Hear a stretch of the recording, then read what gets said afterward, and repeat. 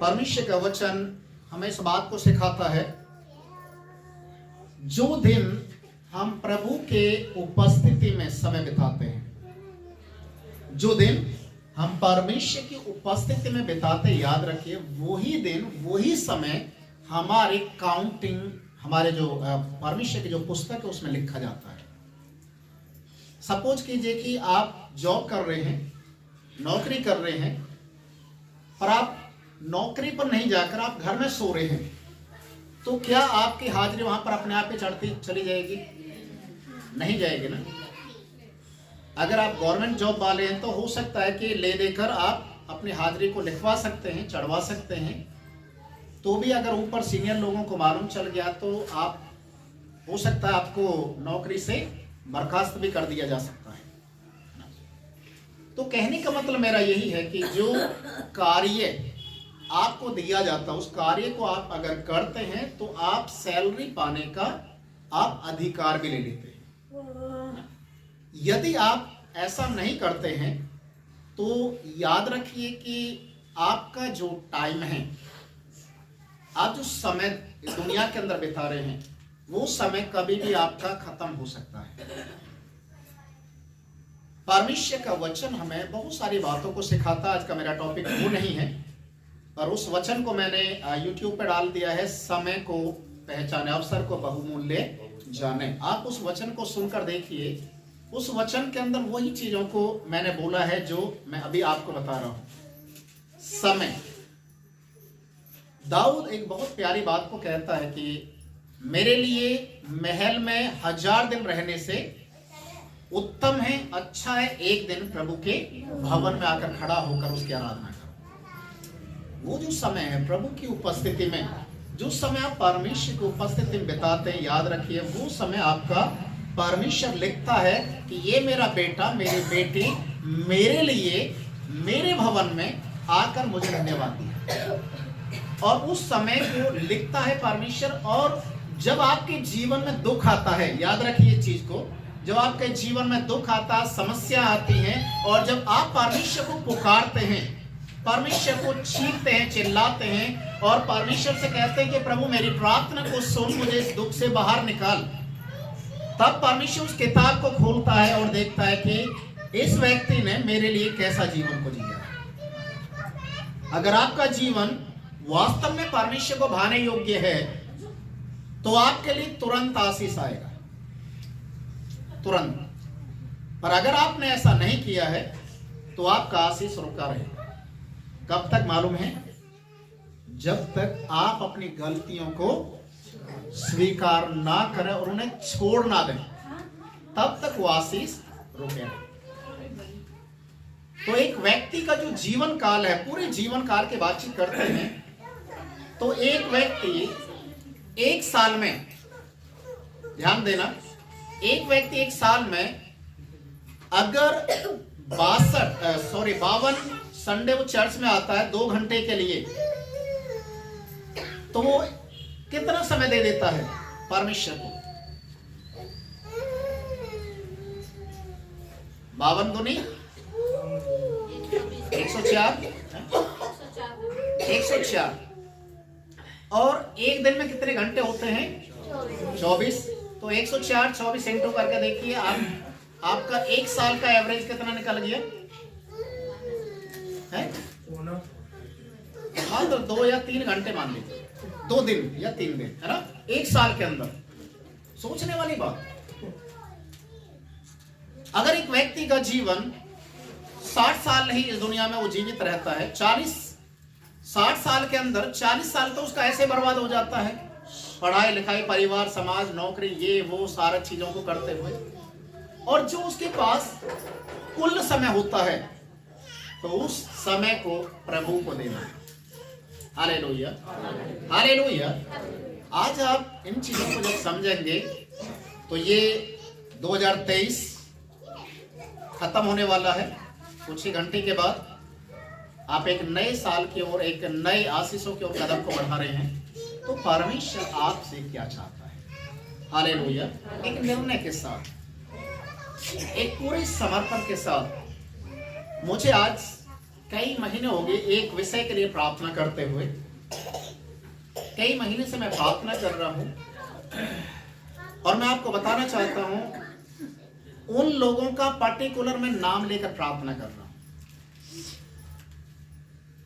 और परमेश्वर ने मुझे एक इंडिकेशन भी दे दिया है कि उनसे व्यक्तिगत बैठकर बातचीत की जाए कि आप प्रभु के लिए तैयार हो रहे हैं या नहीं हो रहे। उसी के अनुसार परमेश्वर उनको फिर 2024 में आशीष देगा। Hallelujah, hallelujah. चलिए आज के हम वचन की ओर जाएंगे। पहला राजा की किताब निकालेंगे, पहला राजा उसका 19 अध्याय। पहला राजा 19 अध्याय 438 पेज नंबर पर है पुराने नियम में।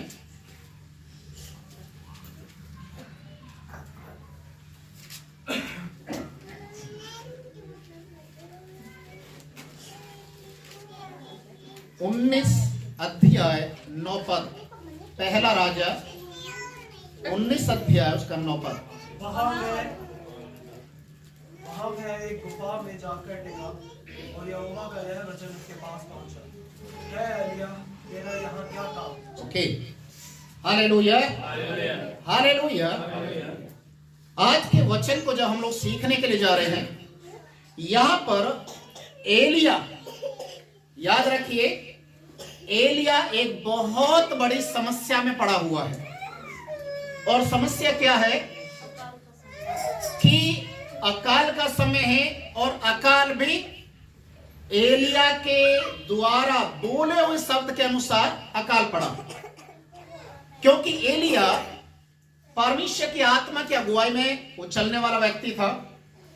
परमेश्वर ने बोला आहाब राजा के पास जा और उसे सीधे शब्दों में बोल, यदि तू मूर्ति पूजा छोड़कर, बाल देवताओं की पूजा करना छोड़कर जीवते परमेश्वर की ओर लौटेगा और जितने भी बुरे काम तू कर रहा है उनके लिए तौबा करेगा, तो परमेश्वर तेरे ऊपर और इस देश के ऊपर आशीष को दे देगा। परमेश्वर का वचन कहता है राजा आहाब अपने दिमाग से नहीं चलता था। उसकी पत्नी जो रानी इजेबेल थी, उसके लिए ऐसा लिखा है, रानी इजेबेल वो सबसे ज्यादा प्रभु के लोगों से नफरत करती थी। यीशु मसीह को या उस समय यहोवा परमेश्वर को मानने वाले हर एक नबियों के पीछे लगी हुई थी, उन्हें मरवा देती थी और बाल देवताओं के पुजारियों को स्थापित कर रही थी। जगह जगह पूरे इस्राएल देश के अंदर कोई चौराहा, कोई पहाड़ ऐसा नहीं बचा जहां पर इजेबेल रानी ने मूर्तियों को या बाल देवताओं की स्थापना नहीं कराई हो। परमेश्वर बहुत गुस्से में था और परमेश्वर ने एलिया से बातचीत किया कि तू जा और जाकर राजा आहाब को और रानी इजेबेल को इस बात के लिए बता कि जो तुम काम कर रहे हो परमेश्वर उसका न्याय भेजने वाला है। तौबा करो, अपनी गलती के लिए मन फिराओ। एक घड़ी राजा आहाब शायद उस समय एलिया से डरता था, पर रानी इजेबेल वो इतनी ज्यादा बुरी आत्माओं से भरी हुई थी कि वो परमेश्वर का नाम आते ही गुस्से से भर जाती। एलिया ने कहा जब तक मैं ना कहूं, हालेलुया, जब तक मैं ना कहूं तब तक बारिश नहीं होगा। जब तक मैं ना कहूं तब तक बारिश नहीं होगा, क्योंकि परमेश्वर ने मुझे इस बात को बोलने के लिए तेरे पास भेजा। और बाइबल में लिखा है 3.5 साल तक पूरे इस्राएल देश के अंदर बारिश नहीं हुआ। और जब इस तरीके से देखा गया कि एलिया का शब्द जो उसने अपने मुंह से बोला था वो तो पूरा हो गया है, बारिश होना बंद हो चुका है अकाल पड़ना शुरू हो गया, लोगों के लिए खाने पीने के लिए एक एक चीज के लिए मोहताज होना पड़ रहा है। और अब रानी इज़ेबेल ने एलिया को ढूंढने के लिए सैनिकों को भेज दिया, इनाम की घोषणा करा दिया कि जो कोई एलिया को ढूंढ कर लेकर आएगा मैं उसे बहुत सारे इनाम दूंगी, क्योंकि एलिया की वजह से हमारे देश में अकाल है। उसने इस चीज के लिए स्वीकार नहीं किया कि एलिया ने जो हमें समझाया था, हमने एलिया की बात को नहीं माना, या परमेश्वर ने जो उसे बोला था हमने परमेश्वर की बात को भी इनकार किया है, इसीलिए ये अकाल का परिस्थिति बना है। उसको ढूंढना शुरू कर दिया। और यहां पर बाइबल हमें बताती है, जब एलिया एक गुफा के अंदर छिपा हुआ था और उस समय परमेश्वर का ये वचन उसके पास आया, हे एलिया तेरा यहां क्या काम, हे एलिया तेरा यहां क्या काम, उठ तुझे अभी बहुत बड़ी यात्रा को पूरा करना है। प्रिय भाई और बहनों, कई बार हमारे जीवन के अंदर परिस्थितियां ऐसी आ जाती हैं और वहां पर हम आशा रहित हो जाते हैं, होपलेस हो जाते हैं, निराश हो जाते हैं और टूट कर बिखर कर एक जगह बैठ जाते हैं।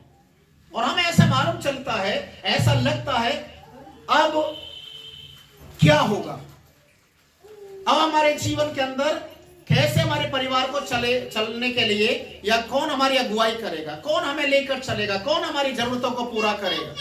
और लोग इतने ज्यादा हताश हो जाते हैं, टूट जाते हैं। कई बार घर का अगर मुखिया मर जाए तो परिवार के लोग आंसू बहा बहा कर रो रो कर बयान करते हैं कि अब हमारे घर का क्या होगा। नौकरी छूट जाए तो अब हमारे घर का क्या होगा। कोई बहुत बड़ी विपत्ति में पड़ जाए, बीमारी में चला जाए, हॉस्पिटलाइज हो जाए, अब हमारा क्या होगा। और कई बार हम लोग इतनी ज्यादा निराशा से भर जाते हैं और हमें समझ में नहीं आता कि अब हमारे लिए कौन उपाय करेगा, अब हमारे लिए क्या होगा। एलिया अकाल के समय में एक गुफा के अंदर अपने आप को सुरक्षित रखे हुए था। उससे पहले हम पढ़ते हैं तो एलिया को खाना भी कौवे देते थे। फिर वो एक विधवा के घर में गया, वहां पर भी उसने कुछ समय तक खाना खाया, पर खाना खाने से ही सब कुछ नहीं होता। सबसे बड़ी बात है, आप जो मन के अंदर जो एक धारणा को लेकर बैठ चुके हैं, अब मेरा भविष्य क्या है। और हम कई बार ऐसे लोगों के पास जाते हैं, ऐसे लोगों से पूछते हैं, ऐसे लोगों से वार्तालाप करते हैं कि मेरे घर का क्या होगा, अब मेरे घर के अंदर कैसे आशीष आएगा। और हम कहीं ना कहीं अपने जीवन को एक पॉइंट पर लाकर वहीं पर स्थिर हो जाते हैं। परमेश्वर के वचन में हम जब पढ़ते हैं यहोशू की किताब, तो वहां पर भी एक ऐसी ही घटना के विषय में लिखा हुआ है। यहोशू उसका पहला अध्याय, पहला और दूसरा पद आप पढ़ेंगे तो वहां पर ऐसा लिखा हुआ है, जब इस्राएलियों का अगुआ, इस्राएली लोगों की अगुवाई करने वाला मूसा मर गया था, उस समय लोग रो रहे थे, विलाप कर रहे थे। और वो इसलिए ज्यादा रो रहे थे कि अब हमें कनान देश में लेकर कौन जाएगा, कौन हमारी अगुवाई करेगा, अब हमारा क्या होगा। वो दुखी हैं, लाचार हैं, सभी की आंखों में आंसू था, उनके हाथ पैर काम करना बंद कर दिया। बाइबल में लिखा लगभग 40 दिनों से वो लोग वहीं पर रोए जा रहे हैं, दुख को बयान कर रहे हैं, पर कोई भी उनमें से ऐसा व्यक्ति नहीं है जो इस बात के लिए बोल सके कि आप चिंता मत कीजिए, परमेश्वर हमारी अगुवाई करेगा, परमेश्वर हमें चलाएगा। अजी जो एक बात बोली जाती है, जिसका कोई भी नहीं होता उसका परमेश्वर होता है। हालेलुया। जिसका कोई भी नहीं होता वो उसका परमेश्वर होता है, वो ही उपाय करता है। और यहां पर इस्राएली लोग जो लगभग 18 लाख से ज्यादा की संख्या में थे, वो बैठे हुए रो रहे हैं, दुख को बयान कर रहे हैं। तब परमेश्वर ने यहोशू से बातचीत किया। हालेलुया। यहोशू से बातचीत किया और बोला, मेरा दास मूसा मर गया है, जैसा मैं मूसा के साथ था वैसा ही तेरे साथ रहूंगा, कमर को बांध और दृढ़ हो जा। हालेलुया। तू इनकी अगुवाई करेगा, तो इनको लेकर चलेगा। परमेश्वर जैसे मूसा के साथ में था वैसा ही तेरे साथ भी रहेगा। एक जगह बैठकर आंसू बहाने से, दुख को बयान करने से कुछ होने वाला नहीं है। समय हर दिन समय ढलता है, सूरज उगता है और अस्त हो जाता है। जो दिन आज आपके पास है वो कल वो नहीं रहेगा। कल का दिन एक नए दिन को लेकर आएगा। Hallelujah, hallelujah. तो क्या आप जानते हैं कि आज का जो दुख है आपके जीवन में, समस्या है, वो कल भी बनी रहेंगी? नहीं। हालेलुया। जो आज का दुख है वो आज के लिए ही काफी है। कल का दिन कल खुद अपने लिए चिंता करेगा, क्योंकि आप परमेश्वर के लोग हैं। आपके लिए परमेश्वर ने भलाई को रख छोड़ा है। इसलिए 2023 खत्म हो रहा है। भूल जाइए सारी बातों को कि आपके साथ क्या हुआ था क्या नहीं। 2024 में परमेश्वर जो आशीष को देने के लिए जा रहा है, उन आशीषों के लिए अपने आप को तैयार कीजिए कि प्रभु मुझसे कहता है, उठ, अब यहाँ पर बैठने से काम नहीं चलेगा, खड़ा हो, परमेश्वर तेरे साथ होकर तेरी अगुवाई करे। Hallelujah, hallelujah. हर एक समस्याओं के ऊपर परमेश्वर विजय देने के लिए जा रहा है। एक बार प्रभु यीशु मसीह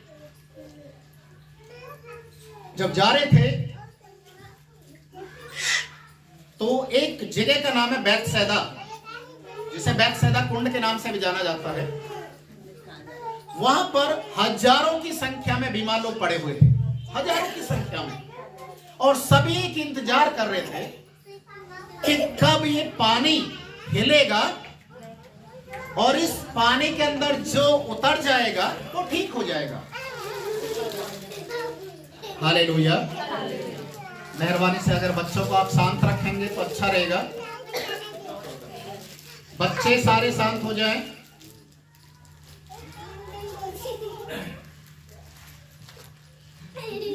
तो उस बैतसैदा कुंड के पास एक ऐसा व्यक्ति था जो चल नहीं सकता, बैठ नहीं सकता और अपने आप से कुछ भी नहीं कर सकता। और बाइबल में लिखा है वो 38 सालों से, कितने समय से? 38 सालों से केवल एक इंतजार में था कि मैं यहां पर आज नहीं तो कल ठीक हो जाऊंगा। चंगाई की आशा रखते हुए 38 सालों से वो बैठा हुआ था। और अचानक वहां पर प्रभु यीशु मसीह आते हैं और इस व्यक्ति से 38 साल से जो बीमारी अवस्था में था, इससे बोलते हैं, क्या तू ठीक होना चाहता है? ये व्यक्ति कहता, मेरे पास तो कोई भी नहीं है ना, अभी तो वो समय आया है कि पानी हिले, स्वर्गदूत उस पानी को हिलाए, ना कोई ऐसा व्यक्ति है कि जब पानी हिलेगा तो मुझे उठाकर यहां से उसमें डाल दे। मैंने तो अपने मन के अंदर एक बात को ठान लिया है, अब मैं ठीक होने वाला नहीं हूं, मेरा एंड यहीं पर ये होने वाला है। क्योंकि एक लंबा समय हो गया, 38 साल हो गए हैं। 38 सालों से इसके घर वाले भी इसको छोड़कर जा चुके हैं। कब के? एक ही जगह बैठा हुआ, एक चारपाई के ऊपर पड़ा हुआ है। लोग जो ठीक हो रहे हैं वहां पर वो भंडारा कर रहे हैं, खाना वाना बांट रहे हैं, और इसको भी वहां से कुछ ना कुछ मिल रहा था। इसकी परिस्थिति को देखकर लोग इसको मदद कर देते थे। बस इसने अपने जीवन के अंदर यही चीज को ठान लिया, यही चीज को ग्रहण कर लिया, अब मैं ठीक होने वाला नहीं हूं, मैं जहां हूं, जैसा हूं, मेरा यहीं पर अंत हो जाएगा। आज इस प्रकार से बहुत सारे लोग हैं, वो हमें हमेशा दुख दुख दुख, समस्या समस्या समस्याएं, और इन्हीं प्रकार से, इन्हीं तरीकों से वो अपने आप को बेचैन करते हैं, अपने आप को वो शोकित करते हैं, दुखी होते हैं, और उनको ऐसा लगता अब मेरे पास कोई भी उपाय नहीं है, कोई मुझे ठीक करने वाला नहीं है, मेरे घर के अंदर कैसे आशीष आएगा, कब आएगा, किस प्रकार से आएगा। अजीजो, प्रभु यीशु मसीह ने इस व्यक्ति से जब बोला क्या तू ठीक होना चाहता है, तो इसके शब्द यही था कि कोई मेरे पास नहीं है जो मेरी मदद करे। यीशु मसीह ने कहा अपनी खाट उठा और चल। हालेलुया।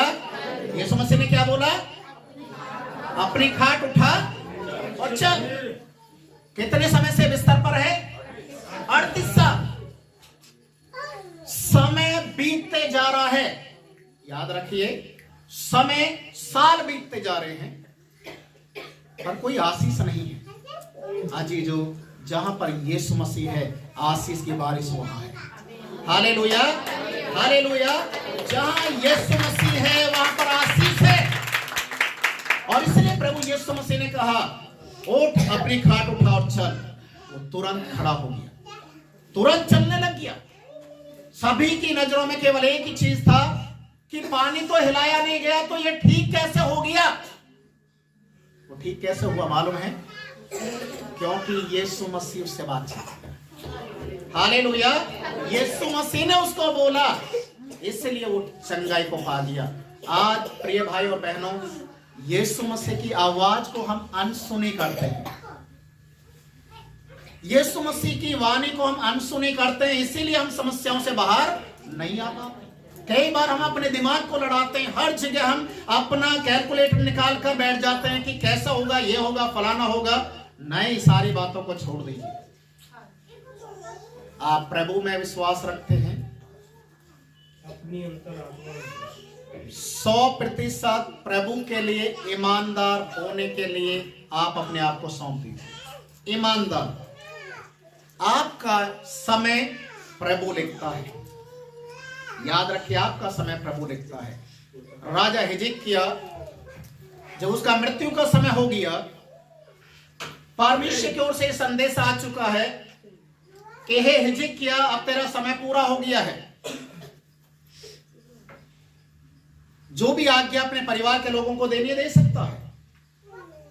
हिजकिय्याह राजा, उसने इंसानों की ओर से मुंह फेर कर दीवार की ओर मुंह किया और रो रो कर बिलक बिलक कर प्रार्थना किया। क्या प्रार्थना?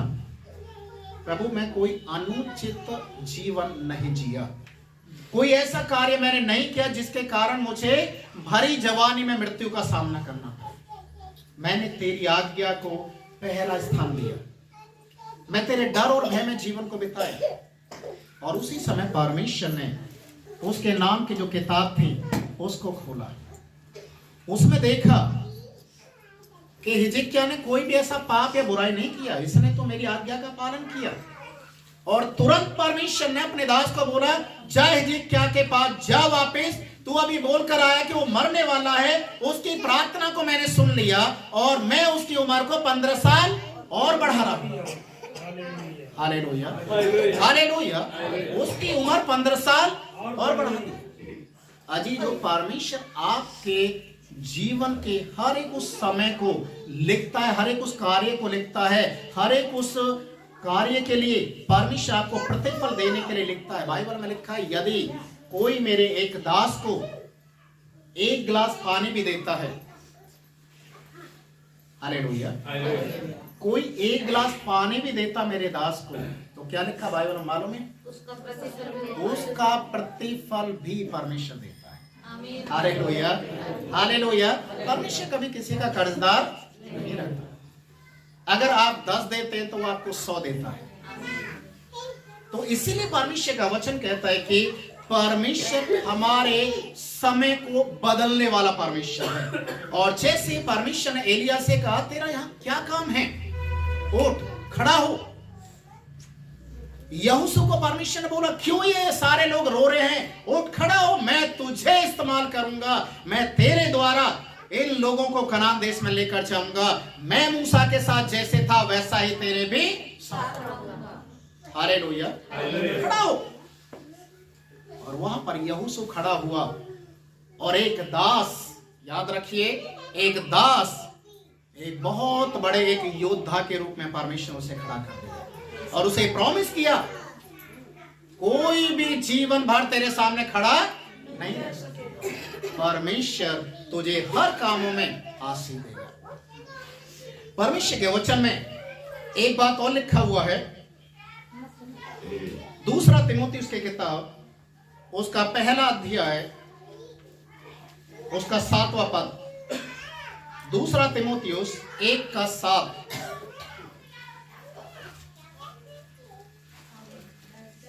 क्योंकि परमेश्वर ने हमें भय की नहीं पर सामर्थ और प्रेम और संयम की आत्मा दी है। हालेलुया। यहाँ पर लिखा है परमेश्वर ने हमें भय की आत्मा नहीं दिया। और भय की चीज का आता है मालूम है? भय आता मृत्यु का, भय आता बीमारी का, भय आता भूत प्रेत का, भय आता है अपने से बड़े का कि कहीं वो मुझे नुकसान ना पहुंचा दे। आज ही जो परमेश्वर का वचन कहता है उस भय को दूर कीजिए और वो कहता है परमेश्वर ने हमें संयम की आत्मा दी और सामर्थ की आत्मा दी। Hallelujah, hallelujah. जब संयम की और सामर्थ की आत्मा मिलती है तो पतरस जैसा अनपढ़ व्यक्ति बोलता है, हे लोगों तुम क्या बोलते हो? तुम कहते हो यीशु के नाम से बोलना बंद कर, नहीं हो सकता। हालेलुया, हालेलुया, नहीं हो सकता, क्योंकि यीशु को हमने अपनी आंखों से देखा है। Hallelujah, hallelujah. अगर हमें बंदी गृह में भी डाल दिया जाएगा तो भी परमेश्वर बंदी गृह के दरवाजे को खोल देगा। हालेलुया। तो परमेश्वर का वचन कहता है कि परमेश्वर हमें खड़ा करता है, हमें उस स्थिति से निकालने के लिए कहता है। जब आप परमेश्वर के वचन से दूसरा कुरिन्थियों की किताब आप निकालेंगे उसके 6 अध्याय के 17 पद, वहां पर इस प्रकार से लिखा है, दूसरा कुरिन्थियों 6 उसका 17 पद, इसलिए प्रभु कहता है, इसलिए प्रभु कहता है उनके बीच में से निकलो। उनके बीच में से निकलो। किनके बीच में से? जो अंधकार के काम करते हैं, जो बीमार पड़े हुए हैं, जिनके पास कोई आशा नहीं है, जो मृत्यु के डर में रहते हैं, जो समस्या और परीक्षा में पड़े रहते हैं, परमेश्वर का वचन कहता है उनके बीच में से निकलो और अलग रहो और अशुद्ध वस्तु को मत छुओ और मैं तुम्हें ग्रहण करूंगा। हाँ, अशुद्ध वस्तु को छूना बंद करो, उन लोगों के बीच में से बाहर निकलो, तब मैं तुम्हें ग्रहण करूंगा। Hallelujah, hallelujah.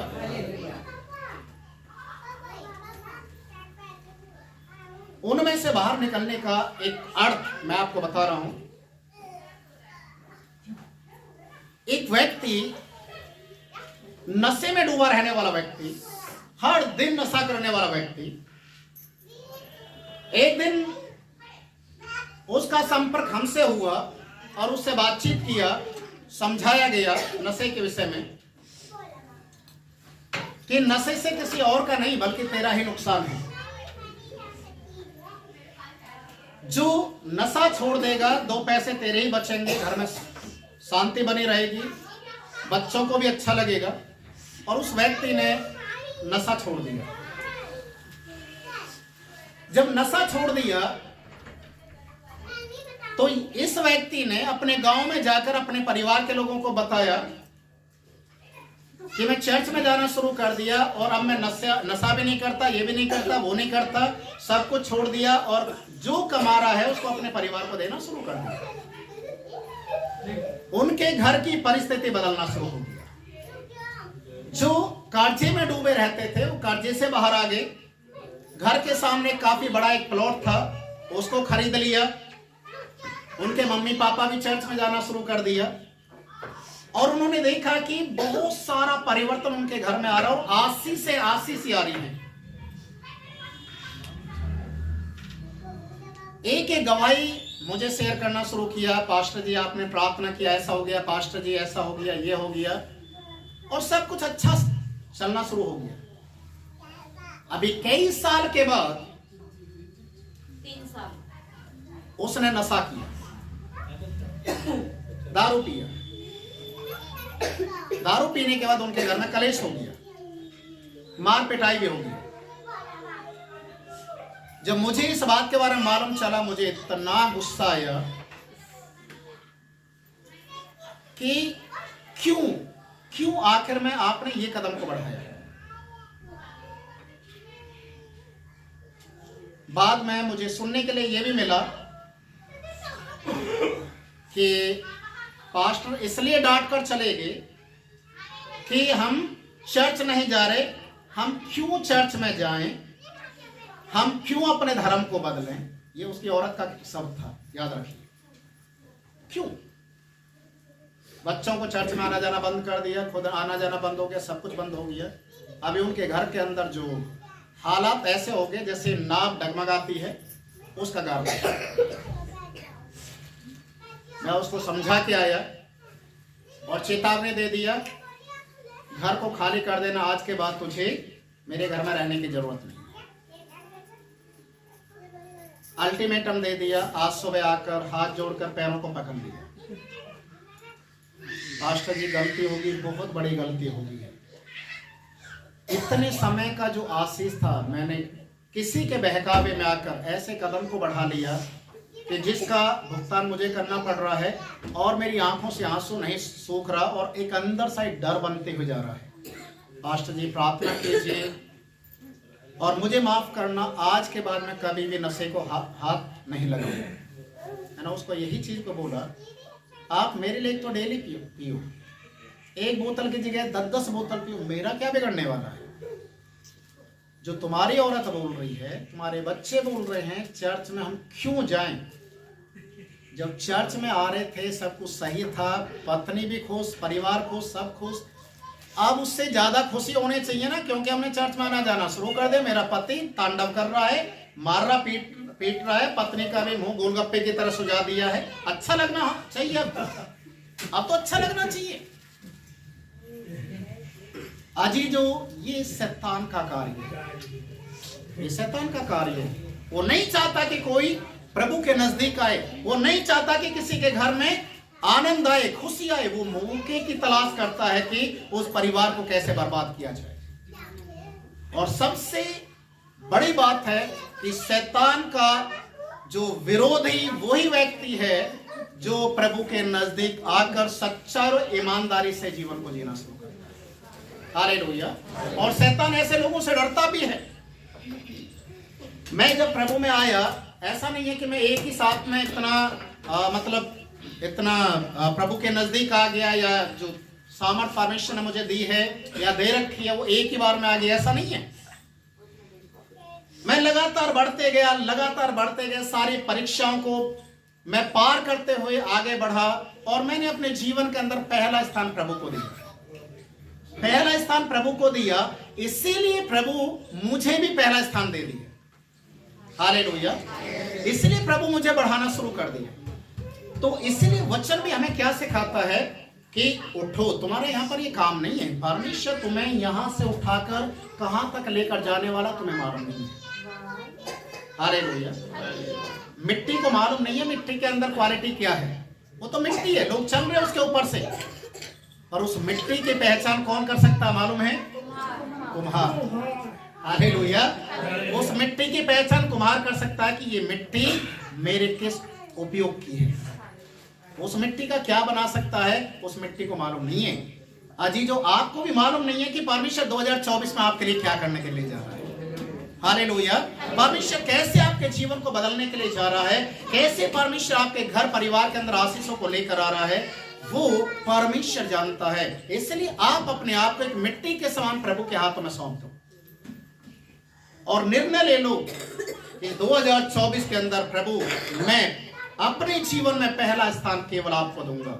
चाहे वो प्रार्थना का हो, बाइबल पढ़ने का हो, दान दशवांश का हो, उपवास का हो, प्रभु की सेवकाई का हो, आपको जो जिम्मेदारी मिली है उस कार्य के लिए जो आपको अनुमति मिलती है, जो आपको बोला जाता है, पहला स्थान उस चीज को देना शुरू कीजिए, परिस्थिति बदल जाए। हालेलुया। परमेश्वर के वचन में हम लोग एक गाना भी गाते हैं तेरे आने से, तेरे आने से, तेरे आने से, आने से, आने से क्या होता है? हालात बदल जाते हैं। हालेलुया। यीशु जब आएगा तो हालात अपने आप ही बदल जाएंगे। क्या आप चाहते हैं कि 2024 में आपके हालात बदल जाए? चाहते हैं या नहीं? अगर आप चाहते हैं कि 2024 मेरे लिए हो, मेरे लिए, तो आपको आज ही प्रभु के सामने कमिटमेंट करना पड़ेगा। मैं हर साल कोई ना कोई ऐसा मैसेज डालता है। आज भी सुबह में मेरे पास एक मैसेज आया। मैं अपने तन से, मन से माफी मांगता हूं कि 2023 में मुंह से, बोलने से, कर्म से, स्वभाव से किसी को मेरे जीवन से ठेस पहुंची है। आप मुझे दिल से क्षमा कर। इस प्रकार के मैसेज हर साल आते हैं। मैं आज जब उसको पढ़ रहा था तो पूनम बोल रही मुझे दे दो उस मैसेज को। मैंने बोला कि क्या करोगे? ऐसे लोग गलती करते ही क्यों हैं जो साल के अंत में माफी मांगते हैं? सोचने वाली बात है? तो साल में एक बार माफी मांगने से पूरे साल के पाप क्षमा हो जाएंगे? नहीं। हालेलुया। लोग बोलते हैं कि साल खत्म हो रहा, माफी मांग लो, अगले साल में प्रभु रहमत करे, दया करे तो शायद हो सकता है अगले साल में फिर पाप करेंगे, फिर माफी मांग लेंगे। ऐसा लोगों का सोच है। परमेश्वर के वचन में हम देखते हैं परमेश्वर को हमें याद करना है। यशायाह के किताब उसका 55 अध्याय का 6 पद हम पढ़ेंगे। यशायाह 55 का 6।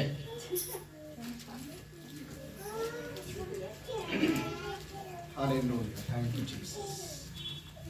जब तक यहोवा मिल सकता है तब तक उसकी खोज में रहो, जब तक वह निकट है तब तक उसे पुकारो। हालेलुया। हालेलुया। यहाँ पर लिखा जब तक यहोवा मिल ना जाए, जब तक परमेश्वर तुम्हारे सामने है, जब तक परमेश्वर तुमसे बातचीत कर रहा है, उसकी खोज में लग जाओ। परमेश्वर की सुनने के लिए तत्पर हो जाओ।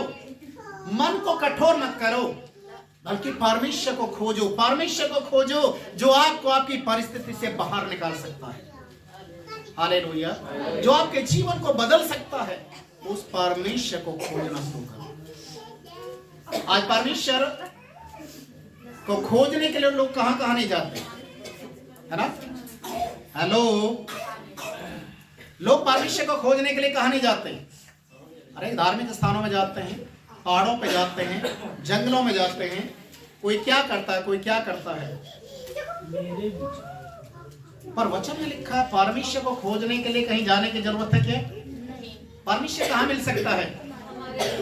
बाइबल में लिखा हुआ है हम जो सांस लेते हैं ना, वो भी परमेश्वर की दी हुई है। सांस, एक सांस के बाद दूसरा सांस जब आप इको करवाएंगे ना, आपको मालूम चलेगा ऐसे एक सुई से चलती है ना, सांप की सी लकीर। कहीं कहीं वो कट हो जाता है, फिर दोबारा वो चलने लग जाती है। आप उसके गैप को देखना, बिल्कुल एक बाल के समान मिलेगा। समझ में आ रहा है? इको आपने देखा कभी किसी का होते हुए? एक बाल के समान उसमें गैप आता है, वो सांस दूसरा सांस लेने के लिए जुड़ता है। तो सोचने वाली बात है कि जब तेरा सांस आपस में जुड़ता है, जो गैप उसमें आता है, उससे नजदीक तेरा परमेश्वर रहता है। Hallelujah, hallelujah. वो तुझसे दूर नहीं है, वो तेरे नजदीक है, तेरे पास है, तेरे अंदर है, तेरे मुंह के अंदर वो परमेश्वर अपने वचन को डालता है। हालेलुया। इसीलिए परमेश्वर का वचन कहता है कि जब तक परमेश्वर मिल ना जाए उसकी खोज में लगे रहो। आज परमेश्वर चाहता है कि इस 2023 को आप भूल जाइए कि आपके साथ क्या क्या हुआ था। एक आशा, एक भरोसा रखिए कि 2024 आपके लिए एक आशीष का समय होने वाला है।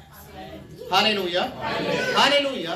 इसलिए अपने आप को तैयार करें, अपने आप को परमेश्वर के हाथों में सौंप दें और प्रभु से एक ही बात को बोलें, 2024 में परमेश्वर मैं हर एक बातों में ईमानदार और खरा मैं बनना चाहता हूँ। ये एक महीने के लिए नहीं, एक सप्ताह के लिए नहीं, पूरे 365 दिन, पूरे 365 दिन प्रभु के लिए खरा और ईमानदार होने के लिए आप निर्णय लीजिए। 2024 के एंड में आप खड़े होकर खुद बोलेंगे, प्रभु ने मुझे आशीष दिया है। हालेलुया। प्रभु ने मुझे बढ़ाया है, प्रभु ने मुझे दया किया है। जब आप परमेश्वर के नाम में खड़े होंगे, प्रभु आपको बोलेगा, उठ, यहाँ पर तेरा समय नहीं है, उठ, ये दुखों का समय नहीं है, उठ, ये रोने का समय नहीं है, उठ, ये बीमारी के बिस्तर पर खड़ा होने का समय नहीं है, उठ, बाहर आ, देख, सारे दुखों का समय खत्म हो गया और नई आशीष है, तेरा इंतजार कर। हालेलुया। आइए सभी अपनी आंखों को बंद करें।